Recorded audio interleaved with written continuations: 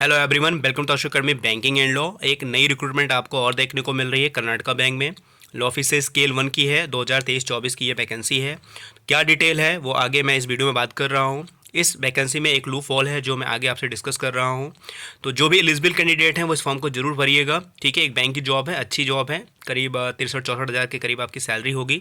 तो इस फॉर्म को जो भी एलिजिबल हो, ठीक है, वो भरिएगा। लूप हॉल क्या है, किसी एक रीजनल लैंग्वेज को लेकर है, वो मैंने आगे इस वीडियो में डिस्कस करा है, ठीक है। तो चलिए इस वीडियो को शुरू करते हैं। यहाँ पर जिस रिक्रूटमेंट की मैं बात कर रहा था वो है कर्नाटका बैंक, ठीक है, जो एक प्राइवेट बैंक है और इसमें लॉ ऑफिसर की रिक्रूटमेंट आई हुई है। और जिनको भी इस बैंक में पार्टिसिपेट करना है वो कर सकते हैं, बट यहाँ पर एक लूप हॉल है जो नहीं होना चाहिए था। काफ़ी स्टूडेंट ने ये भी कहा है, और ये बेसिकली ऐसा नहीं होना चाहिए क्योंकि ये पूरे बैंक है, इंडिया का बैंक है, और किसी एक स्टेट की लैंग्वेज को इसमें बाउंड नहीं किया जा सकता है। तो वो लूप हॉल क्या है मैं अभी आगे चलकर आपको ये बता दूंगा। तो यहाँ पर हम लोग देख लेंगे कि एक कर्नाटका बैंक है, ठीक है, जो एक प्राइवेट बैंक है, उसमें लॉ ऑफिसर की रिक्रूटमेंट आई हुई है। तो यहाँ पर हम लोग कुछ नहीं देखेंगे। यहाँ पर देखिए जो ऑफिसर लॉ स्केल 1 की वैकेंसी है, जैसे ऑफिसर लॉ स्केल 1 की आती है और स्केल 2 की आती है, स्केल 3 की भी आती है, ठीक है। ये लॉ ऑफिसर की वैकेंसी आती है, गवर्नमेंट बैंक में भी आती है, प्राइवेट बैंक में भी आती है, जो प्राइवेट सेक्टर की कुछ कंपनियां हैं उनमें भी आती है, गवर्नमेंट सेक्टर की कुछ कंपनियां हैं उसमें भी आती है, ठीक है।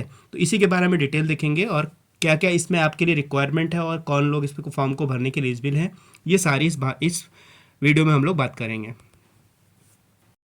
जैसे कि हमने बता दिया किस बैंक की लॉ ऑफिसर स्केल 1 की है, कर्नाटका बैंक की लॉ ऑफिसर स्केल 1 की है। यहाँ पर क्वालिफिकेशन लिखा हुआ है। क्वालिफिकेशन क्या होना चाहिए, ग्रेजुएट होना चाहिए या पोस्ट ग्रेजुएट होना चाहिए आपके पास लॉ में, या तो LLB होना चाहिए 3 ईयर या 5 ईयर, और या तो आपके पास LLM की डिग्री होनी चाहिए। तो दोनों लोग इस फॉर्म को भर सकते हैं। और जिनका 50% मार्क्स हो फाइनल ईयर में, यानी LLB अगर हो तो फाइनल ईयर में 50% आपके मार्क्स होने चाहिए। LLM अगर आप दिखा रहे हो तो LLM में भी 50% मार्क्स होने चाहिए। यहाँ उन्होंने डेट दिया है कि 1 नवंबर 2023 तक आपकी ये डिग्री कंप्लीट होनी चाहिए। अपेयरिंग में या पेंडिंग में नहीं होनी चाहिए। फाइनल आपका रिजल्ट 1 नवंबर 2023 से पहले पहले आ जाना चाहिए। यहाँ पर जो एप्लीकेशन फ़ीस रखी गई है वो रखी गई है 600 प्लस GST। तो आई थिंक सबके लिए है, चाहे वो SC के लिए हो, चाहे ST के लिए हो, चाहे OBC के लिए हो, या जो जनरल कैटेगरी के हों, या जो EWS के लिए हों। तो मेरे ख्याल से क्योंकि एक प्राइवेट बैंक है और यहाँ पर इन्होंने किसी कैटेगरी वाइज कोई फ़ीस नहीं दी है, तो 600 प्लस GST जो भी 18% होता है वो लगभग यहाँ पर सबके लिए होगा। फॉर्म भरने के लिए क्या एलिजिबिलिटी मांगी गई है एक्सपीरियंस में, तो यहाँ पर 2 ईयर्स एक्सपीरियंस मांगा है, यानी 2 से ज़्यादा जिनके पास एक्सपीरियंस है handling just like a litigation before court tribunal as a advocate. यहाँ पर 2 साल से जिनकी 2 साल हो गई या उससे ज़्यादा जिनकी प्रैक्टिस एज अ एडवोकेट हो गई है, ठीक है, जो लिटिगेशन वगैरह कोर्ट में ट्रिब्यूनल में करते हैं, ठीक है, उन वो भी एलिजिबल हैं। और जिनको नॉलेज है, ठीक है, sound knowledge of civil, criminal, cyber law, IBC, company law, banking laws, जिनको नॉलेज है, ठीक है, वो भी हैं। यहाँ पर जो एसेंशियल क्वालिफिकेशन है वो मैंने आपको बता दी कि लॉ की डिग्री आपके पास होनी चाहिए जिसमें फाइनल ईयर में आपके 50% होने चाहिए। एक्सपीरियंस में क्या मांगा गया है, 2 साल या उससे ज़्यादा का आपका एक्सपीरियंस होना चाहिए एज ए एडवोकेट, जो आप अपना लीगल का वर्क कर रहे हैं, just like a litigation, court में कर रहे हैं, ट्रिब्यूनल में कर रहे हैं, कहीं भी वर्क कर रहे हैं आप। और साथ ही साथ आपको नॉलेज है civil, criminal, cyber law, IBC, company law की, और बैंकिंग लॉ जितने भी होते हैं, लाइक निगोशिएबल इंस्ट्रूमेंट एक्ट वगैरह, ठीक है, इनकी नॉलेज आपको पास होनी चाहिए। तो वो लोग फॉर्म भर सकते हैं और इनमें और भी चीज़ें दी गई हैं, ठीक है।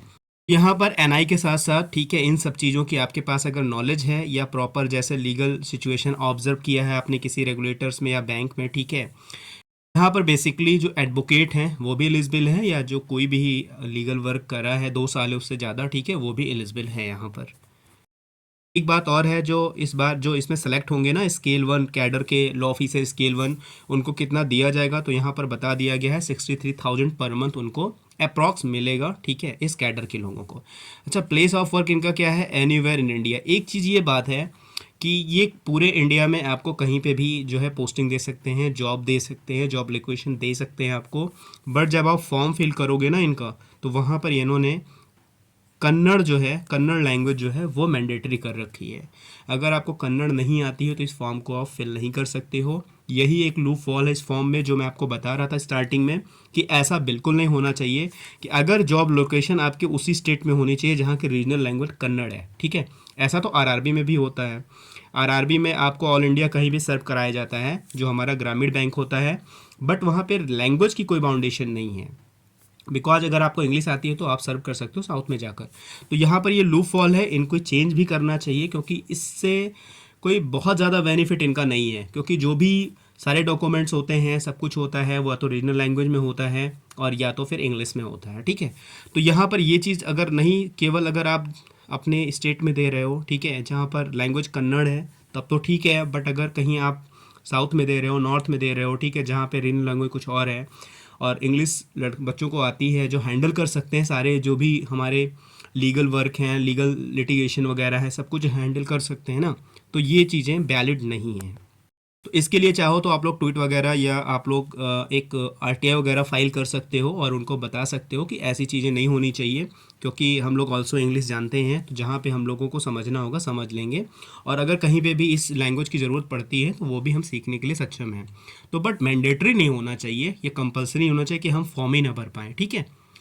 तो ये चीज़ है, एक लूप फॉल है, बहुत बड़ा लूप फॉल है, ऐसा नहीं होना चाहिए, ठीक है। बट ये प्राइवेट सेक्टर का बैंक है, इनके पास रिजर्व राइट होता है। बट अगर आप इनके पास इंफॉर्मेशन, इनको मेल या इनको एप्लीकेशन या इनको कोई भी एक आप स्पीड पोस्ट से या मेल से या कुछ भी आप भेज सकते हो, अवेयर करा सकते हो, तो मे बी शायद ये चेंज हो सकता है, या आरटीआई से इनसे पूछ सकते हो कि अगर ऐसा है, ठीक है, तो आपने फिर ये लैंग्वेज को बाउंड क्यों करा है। यहाँ पर एनीवेयर इन इंडिया कहीं पे भी ये जॉब दे सकते हैं आपको, ठीक है। और जॉब रोल क्या है, कर्नाटका बैंक में है, एज अ ऑफिसर स्किल 1 की बात है। रिस्पॉन्सिबल क्या है, आप टू रिस्पॉन्सिबल किस चीज़ों के लिए हैं, to handle legal and recovery related portfolio. तो जो भी इनका लीगल का वर्क है और जो भी इनकी रिकवरी है, ठीक है, इन सब चीज़ों से जुड़ा आपको वर्क इनके बैंक में करना होगा। उसके बाद जो भी नॉर्मल होता है, जो भी जॉब रिस्पॉन्सिबिलिटी होती है, ठीक है, just like a verification of legal opinions and its approval, confirming validity of title, ठीक है, ये सारी चीज़ें आप बैंक में जाओगे तो सारे ये काम आपको करने ही पड़ते हैं। तो ये सारी चीज़ें, वेटिंग वगैरह है, ये सब कुछ आपको करना ही पड़ता है। तो ये सारी चीज़ें आप लोग देख लीजिएगा। ये सब कुछ जॉब रिस्पॉन्सिबिलिटी, ये तो काम जितने भी बैंक में जाते हैं, ठीक है, ये वेटिंग ऑफ सूट या ओरिजिनल एप्लीकेशन, कंप्लेंट्स, ठीक है, रिप्लाईज, आरटीआई, ये सब कुछ काम करना होता है। तो ये सारी चीज़ें आप लोग पढ़ लीजिएगा। अगर आप कन्नड़ जानते हैं, फिल कर रहे हैं फॉर्म को, तो ये ज़रूर आप लोग ये सारी चीज़ें एक एक करके देख लीजिएगा। अप्लाई कैसे करना है यहाँ पर इन्होंने बता रखा है, ठीक है, इन्होंने बता रखा है कि जो बैंक की वेबसाइट है, ठीक है, वहाँ के कैरियर पेज पे जाकर आप यहाँ पे फॉर्म को फिल कर सकते हैं। और लास्ट डेट जो इन्होंने दे रखी है कि 15/12/2023, यानी 15 दिसंबर इसकी लास्ट डेट है। लास्ट डेट आप लोग को 15/12/2023, यानी 15 दिसंबर से पहले पहले आप लोग इस फॉर्म को भर लीजिएगा, ठीक है। इनका सिलेक्शन प्रोसेस क्या होगा, ऑनलाइन एग्जाम ये लोग कंडक्ट करेंगे, और जो इनमें सक्सेस होंगे, ठीक है, ऑनलाइन एग्जामिनेशन में, उनको इंटरव्यू के लिए कॉल करेंगे, ठीक है। और यहाँ पर इन्होंने दे रखा है पूरा सिलेबस, क्या क्या पूछा जाएगा। तो टोटल 5 चीज़ यहाँ पर पूछे जाएंगे, टोटल 5 ही है, ठीक है। पहले में आपका जो प्रोफेशनल लॉ होता है वो पूछा जाएगा, 50 क्वेश्चन 50 मार्क्स के। और फिर यहाँ पे जीए पूछा जाएगा, जनरल अवेयरनेस, जो बैंकिंग और करंट अफेयर से जुड़ा होगा, 20 क्वेश्चन 20 मार्क्स के।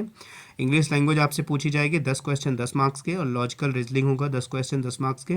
क्वांटिटेटिव एप्टीट्यूड होगा 10 क्वेश्चन 10 मार्क्स के, ठीक है। टोटल आपको ड्यूरेशन जो टाइम का दिया जाएगा 75 मिनट दिया जाएगा, और ये एमसीक्यू होंगे और सिर्फ इंग्लिश में होंगे, हिंदी में ये सब कुछ नहीं होगा, ठीक है।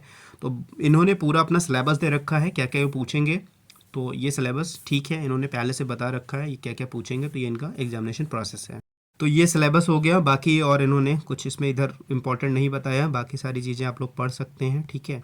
यहाँ पर जो इन्होंने बताया है कि जो आपका बॉन्ड जमा होता है, ठीक है, वो पीरियड ऑफ 3 ईयर्स के लिए जमा होगा। बाकी और कुछ इंपॉर्टेंट नहीं है, जनरल इंस्ट्रक्शन यहाँ पे बताए गए हैं, ठीक है। तो ये हो गया। यहाँ पर एक लूप फॉल जो मैंने आपको बताई है वो है इम्पॉर्टेंट, यहाँ पर पोस्ट कितनी है ये भी इन्होंने नहीं बताया है, ठीक है। कितने पोस्ट के लिए ये फॉर्म को भरवा रहे हैं, 1 पोस्ट है या 10 पोस्ट है या कितने पोस्ट हैं, ये भी देना चाहिए।